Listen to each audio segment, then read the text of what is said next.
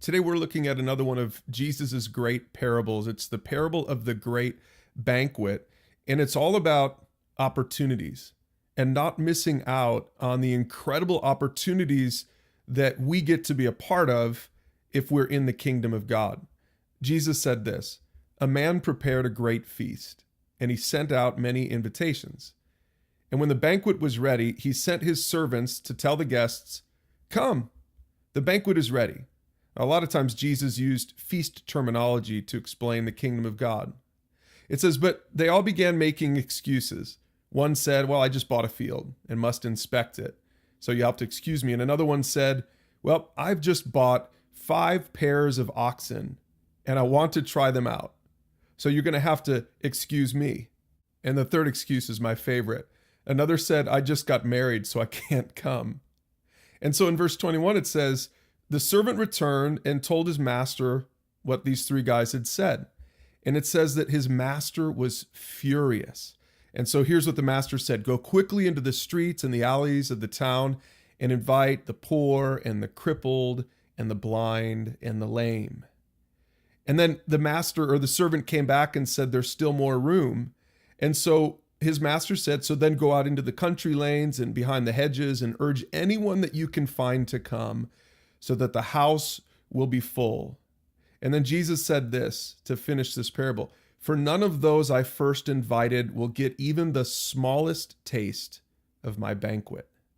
Now, there are 3 lessons that we can take away from the parable of the great banquet.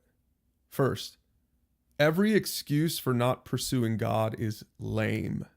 Go back and take a look at the 3 excuses that these men had made and how dumb they sound in retrospect.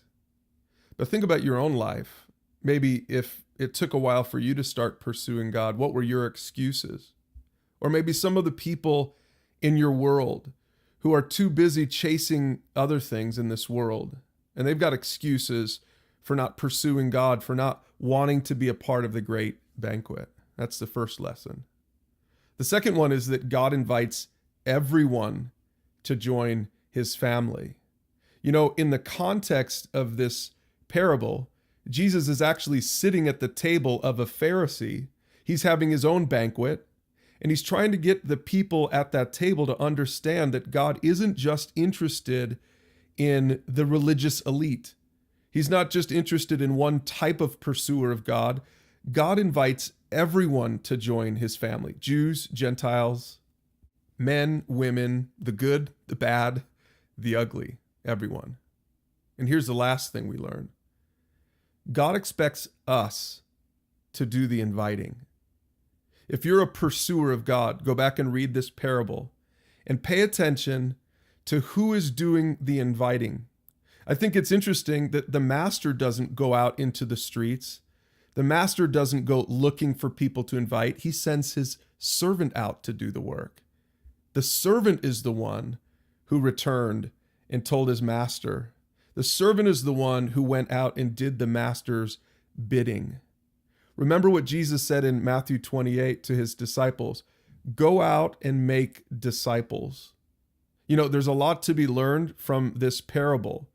But if you're a pursuer of God, maybe the most important thing that you can learn from it is that you should be the servant and go invite someone else to come pursue God and sit at his banquet table.